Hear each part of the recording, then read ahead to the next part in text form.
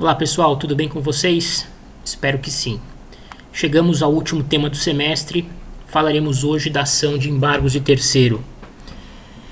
Ação recorrente no dia a dia forense e também tema bastante solicitado em concursos públicos e provas da OAB.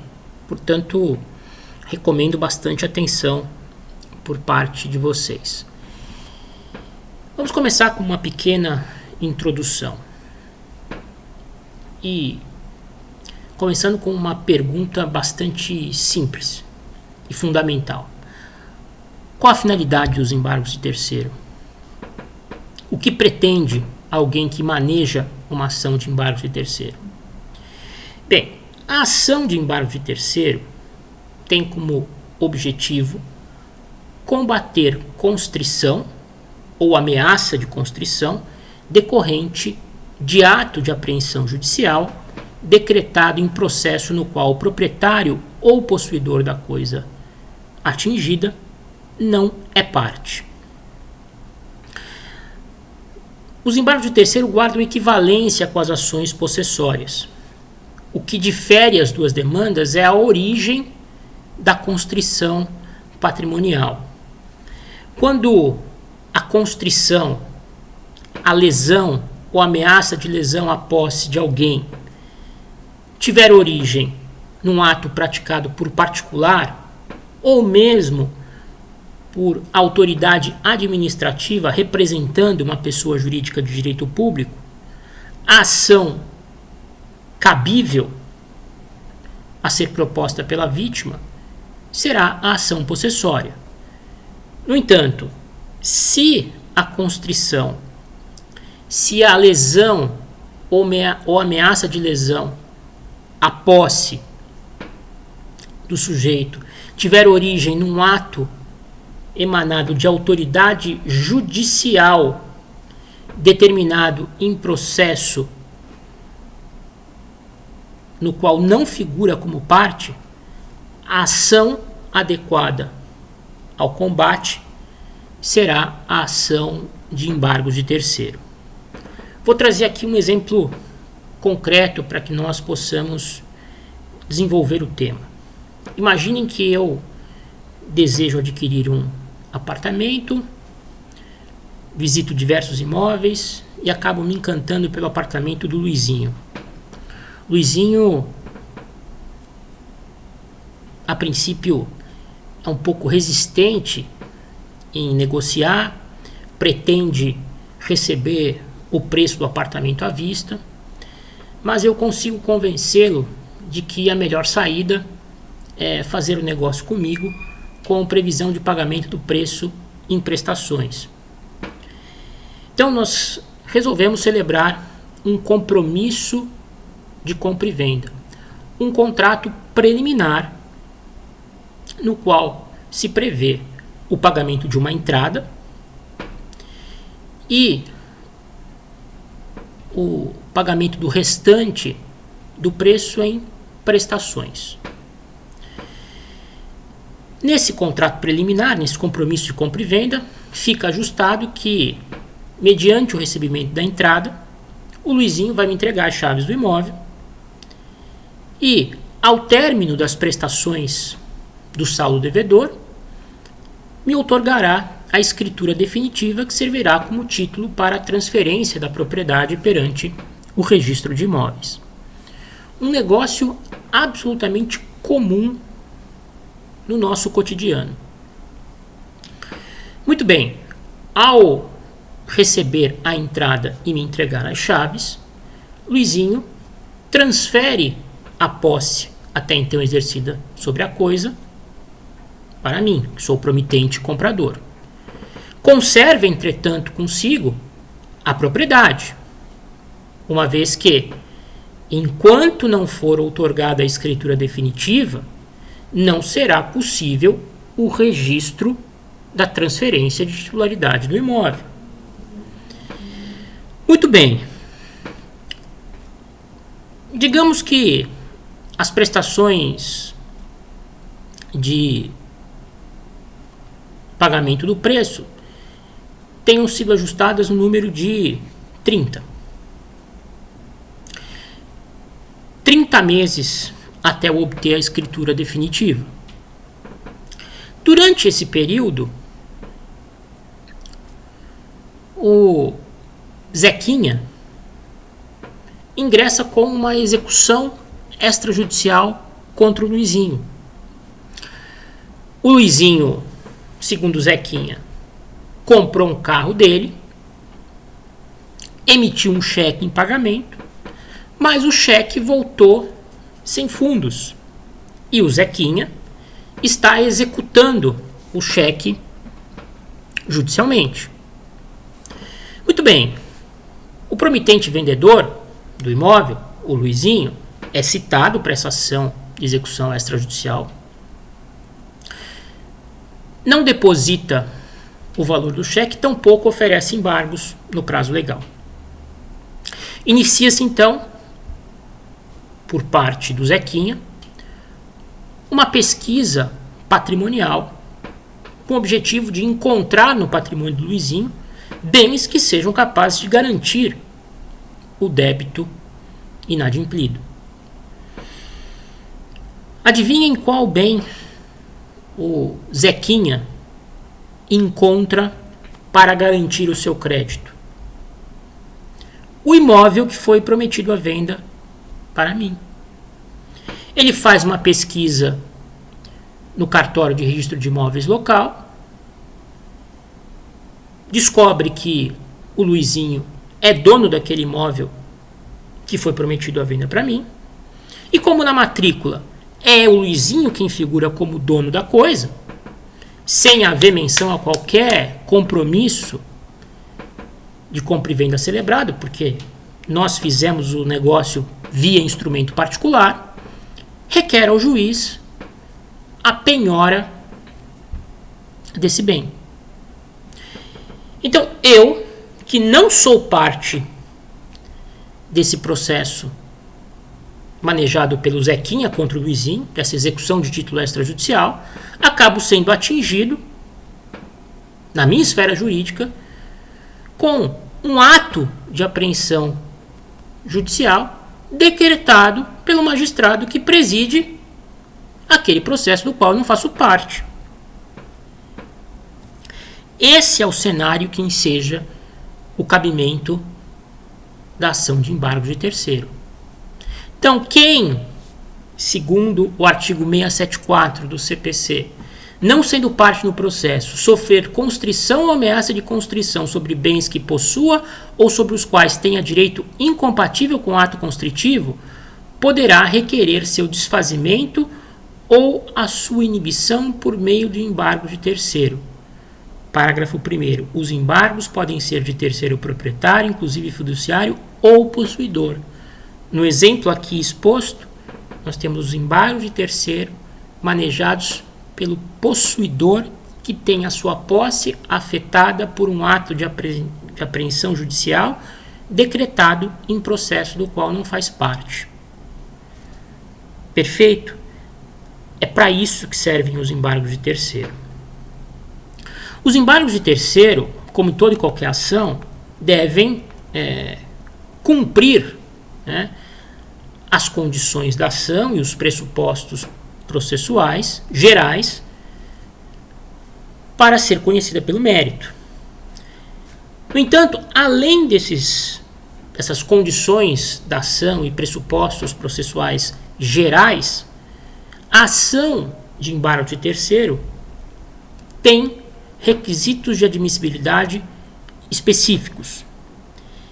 Requisitos de admissibilidade estes que nós iremos analisar a partir de agora. Primeiro requisito específico de admissibilidade: a existência de ato de apreensão judicial. Só cabem embargos de terceiro quando o objetivo for desconstituir um ato de apreensão judicial ou afastar a ameaça de que ele se concretize.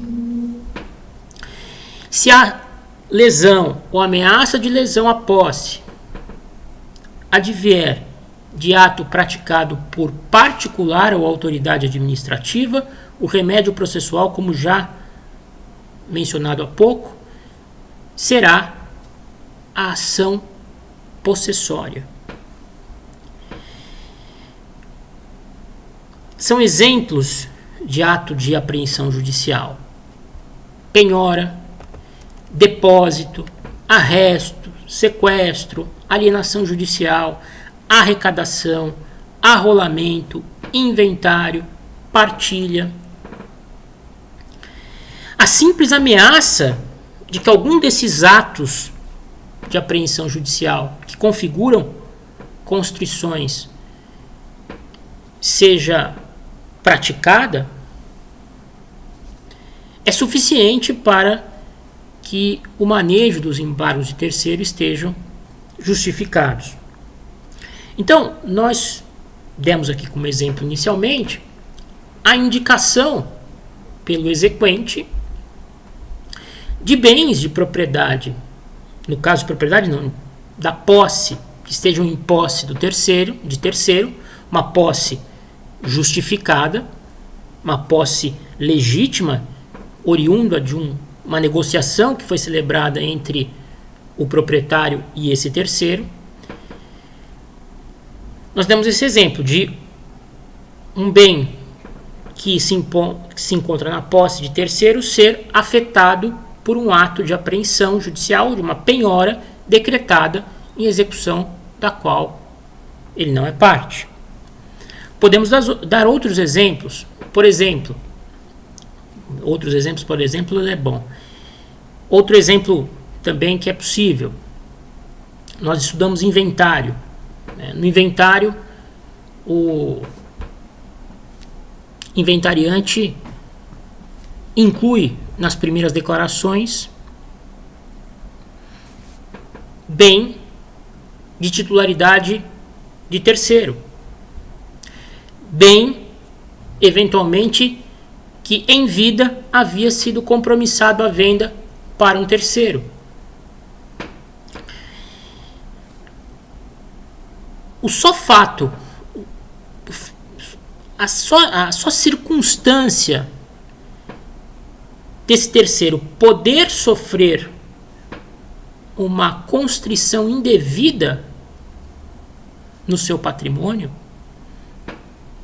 uma lesão à posse que legitimamente adquiriu ao celebrar com o falecido promessa de compra e venda, justifica o manejo dos embargos de terceiro, a fim de evitar que esse bem que foi arrolado pelo inventariante nas primeiras declarações venha, ao término do inventário, ser efetivamente partilhado e atribuído aos herdeiros, distribuído entre eles. Então, aqui nós temos uma simples ameaça de constrição que já justifica o manejo de ação de embargos de terceiro pela pessoa que tem o seu patrimônio atingido sem ser parte no processo. O segundo requisito específico de admissibilidade, que o autor dos embargos seja proprietário ou possuidor do bem alvo da constrição. Como eu li no início do vídeo, o parágrafo 1º do artigo 674 do CPC é explícito no sentido de que os embargos podem ser de terceiro proprietário, inclusive fiduciário, ou possuidor.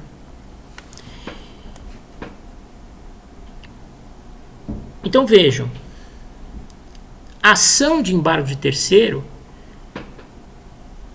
pode ser tanto manejada pelo proprietário quanto pelo possuidor.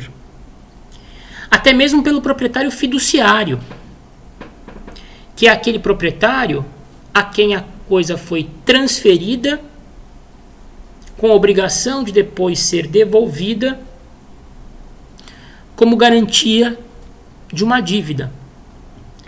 O caso da alienação fiduciária, comumente recaindo sobre veículos ou imóveis. O sujeito vai na loja, compra um veículo, mas precisa de um financiamento bancário, o banco exige como garantia do pagamento das prestações do financiamento a transferência da propriedade fiduciária. Então, enquanto o sujeito vai lá pagando as prestações do carnê, ele tem a posse direta da coisa, mas a propriedade fica em poder do banco temporariamente como garantia do pagamento da dívida que foi contraída. Então também o proprietário fiduciário tem legitimidade para opor embargos de terceiro. Vamos imaginar que numa execução título extrajudicial venha a ser penhorado um veículo do executado que se encontra alienado fiduciariamente a uma instituição financeira. A instituição financeira, como proprietária fiduciária, pode ingressar com ação de embargos de terceiro a fim de desconstituir esse ato de apreensão judicial decretado num processo do qual ela não faz parte. Ela é proprietária fiduciária, ela é dona do bem. O executado somente exerce posse direta sobre a coisa. Então, esse bem a rigor não poderia ser penhorado porque não pertence ao executado.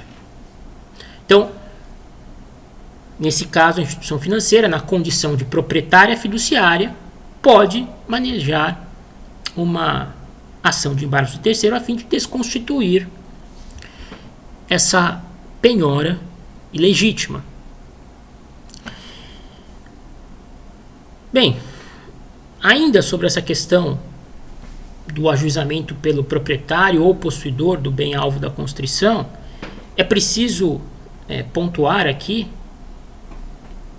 que há muito o STJ reconhece a legitimidade do promitente comprador manejar embargos de terceiro a fim de livrar a posse que exerce sobre a coisa objeto do ato de apreensão judicial da constrição dele decorrente. É o caso que eu citei aqui como primeiro exemplo na aula.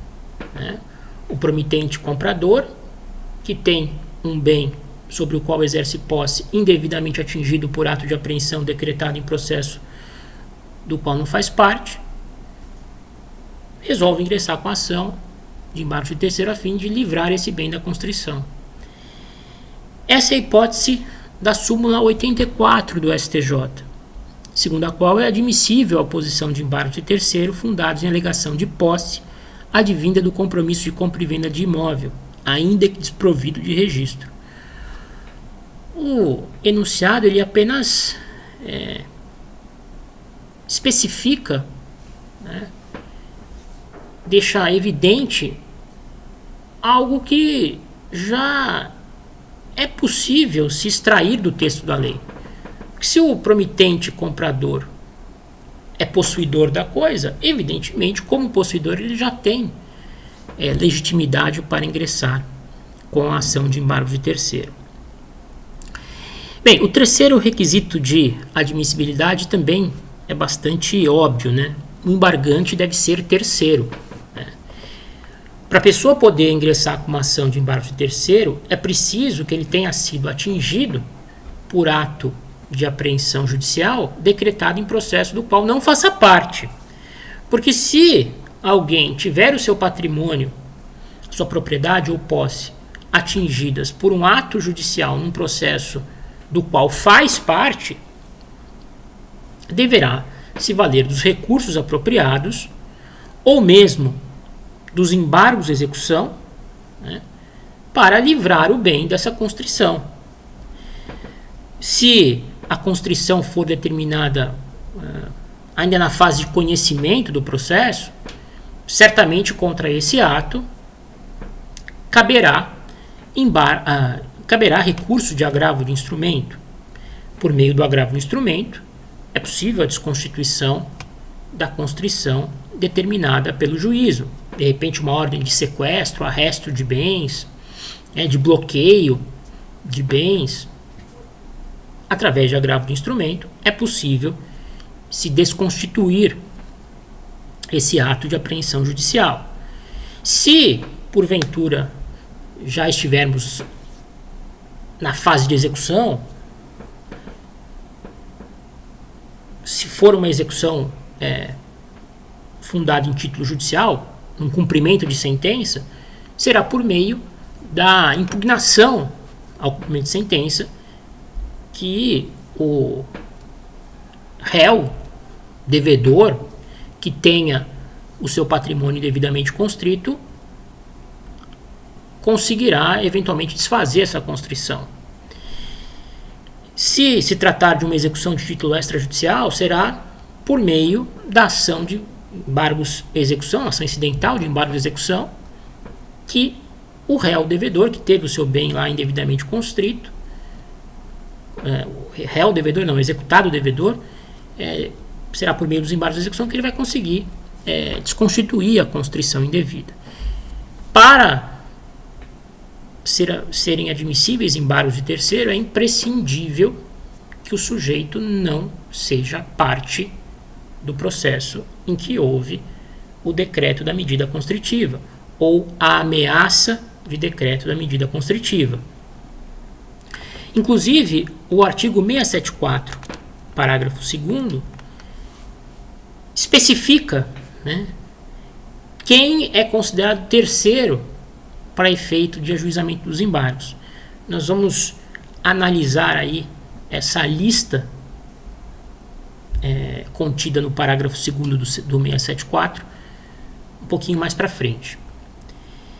E por último, para que sejam possíveis os embargos de terceiro, é imprescindível que a apreensão decretada pela autoridade judicial no processo do qual a vítima não é parte seja indevida.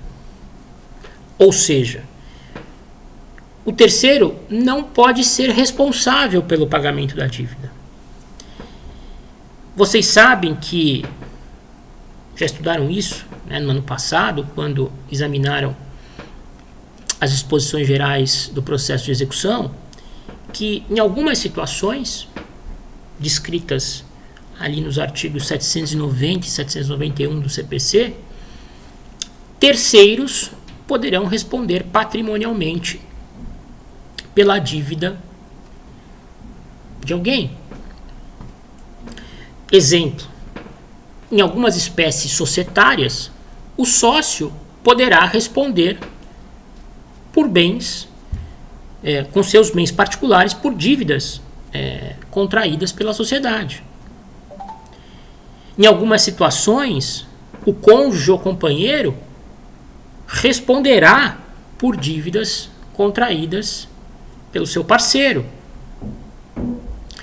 Então, eventualmente, um terceiro alheio ao processo pode vir a ser atingido por um ato de apreensão judicial legítimo, porque escorado numa dessas hipóteses em que o terceiro pode responder com seu patrimônio pela dívida de outrem. Ok? Muito bem. Então vamos examinar agora, sim, as hipóteses de desembargos de terceiro mencionadas pelo parágrafo 2º do artigo 674. O 674, parágrafo 2º, começa dizendo o seguinte: considera-se terceiro para ajuizamento dos embargos 1. O cônjuge ou companheiro, quando defende a posse de bens próprios ou de sua ameação, ressalvado o disposto no artigo 843. Bem, para falar desta hipótese de embargos de terceiro, que são os embargos de terceiro promovidos pelo cônjuge ou companheiro, nós precisamos fazer aí algumas ponderações preliminares, que acredito vocês já tenham ouvido quando estudaram o processo de execução. Independentemente do regime de bens, do casamento ou da união estável, os cônjuges e companheiros sempre responderão pelas dívidas contraídas pelo parceiro quando elas reverterem em proveito do casal. Independentemente de serem casados pelo regime da comunhão parcial, comunhão total de bens, ou mesmo separação de bens, os cônjuges respondem, o cônjuge responde pela dívida contraída pelo outro quando ela reverter em proveito do casal. Isso vale também para a união estável. Existe, inclusive, segundo a jurisprudência, uma presunção de que as dívidas contraídas pelo cônjuge e pelo companheiro revertem em proveito do casamento ou da união estável, revertem em proveito do casal. Então, vamos imaginar um sujeito casado pelo regime da separação de bens. Adquire um veículo e não paga o veículo. O credor resolve executar o título de crédito emitido pelo cônjuge comprador do veículo em pagamento pelo bem. O veículo adquirido por um dos cônjuges, em princípio, presume-se que será utilizado pela família. A dívida contraída pelo cônjuge presume-se feita em proveito do casal. Com isso, na execução promovida pelo credor, poderá recair a penhora sobre um bem da esposa do comprador do veículo. Para livrar esse bem da penhora, a esposa que não comprou o veículo terá que demonstrar que aquela dívida contraída pelo marido não reverteu em proveito do casal. Então, o marido comprou um Honda Civic, não pagou o respectivo preço, foi executado. Na execução, o credor indica à penhora um Gol que pertence à esposa do executado. A esposa do executado, diante disso, sendo atingida por um ato de apreensão judicial decretado em processo do qual não faz parte, ajuiza embargos de terceiros. Nos embargos de terceiro, para livrar este bem da penhora, ela terá que demonstrar que a dívida contraída pelo marido com a compra do Honda Civic não reverteu em benefício do casal. Se ela conseguir demonstrar isso, se ela conseguir desconstituir essa presunção, os embargos de terceiros serão julgados procedentes e o veículo Gol penhorado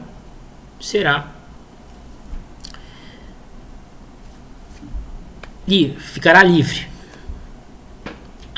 A constrição sobre ele, que sobre ele recaía, desaparecerá. Então, é preciso se ter em mente isso. A presunção de que as dívidas contraídas pelo cônjuge ou companheiro revertem em proveito do casal. Portanto, se um cônjuge ou companheiro que não contraiu a dívida, que não é parte da execução, tiver o seu patrimônio atingido, né, para conseguir livrar esses bens da constrição por meio de embargos de terceiro, deverá demonstrar que a dívida contraída, que justifica a execução, não reverteu em proveito do casal. Ok? Bem, essa questão do cônjuge e do companheiro é bastante curiosa. Como existe essa presunção de que as dívidas contraídas pelo parceiro beneficiam o casal, o cônjuge ou companheiro ficam com 2 remédios processuais à sua disposição, quando porventura tiverem um bem particular atingido, né, por um ato de apreensão judicial decretado na ação de execução movida contra o parceiro. Se quiser atacar a existência da própria dívida, opor alguma exceção que vise diminuir o valor da dívida ou impedir a sua cobrança, o cônjuge, mesmo não sendo parte original na execução, poderá promover ação de embargo de execução. Porque a partir do momento em que ele assume que a dívida reverteu em proveito do casal, ele assume a posição de devedor também. E sendo devedor, lhe é deferida a legitimação para ingressar com embargos de execução. Agora, se o objetivo do companheiro ou do cônjuge, que tem um bem particular penhorado, ou mesmo que tem a sua ameação num bem comum do casal indevidamente atingida por dívida contraída pelo outro, quiser livrar a sua ameação ou livrar aquele bem do seu patrimônio particular da penhora, o remédio processual a ser manejado serão os embargos de terceiro. Então vejam que curioso, se o cônjuge assume que a dívida reverteu em proveito do casal e resolve atacá-la com o objetivo de desconstituí-la, diminuir o seu valor, impedir a cobrança, assumirá o polo passivo da ação e terá que manejar embargos de execução. Agora, se o objetivo do cônjuge, que tem o seu bem particular ou meação indevidamente atingidas por ato de apreensão judicial decretado em processo do qual não é parte, deverá manejar a ação de embargo de terceiro. E nessa ação de embargo de terceiro, demonstrar ao juiz que a presunção de que a dívida contraída pelo outro reverteu em proveito do casal não pode ser aplicada no caso concreto. Ele vai ter que demonstrar que não houve reversão da dívida em proveito do casal. Então percebam a sutileza aqui, né? Há até alguns doutrinadores que defendem que, por força dessa sutil distinção da posição do cônjuge ou companheiro, haveria uma fungibilidade, né, entre os embargos de execução e os embargos de terceiro, né? Se porventura o cônjuge manejasse uns embargos de terceiro, mas com o objetivo apenas de atacar a dívida, esses embargos seriam recebidos como embargos de execução. E se os embargos de execução fossem manejados com o objetivo de livrar a constrição, livrar da constrição a ameação do cônjuge ou mesmo um bem particular atingido, eles poderiam ser recebidos como embargos de terceiro. Particularmente, eu não sou muito favorável a essa ideia de fungibilidade, até porque na lei não existe nada a indicar que, no caso específico, exista fungibilidade entre as ações. Eu acho que é muito clara a distinção. Se você quer impugnar a dívida, reconhecendo que ela reverteu em proveito do casal, embargo de execução. Você está assumindo o polo passivo em conjunto com o devedor. Se você está dizendo que não, a dívida não reverteu em proveito do casal, portanto eu não posso responder com a minha ação, com o meu patrimônio particular, você está se colocando na posição de terceiro e aí os embargos serão de terceiro. Ok? No próximo vídeo nós examinamos as demais hipóteses.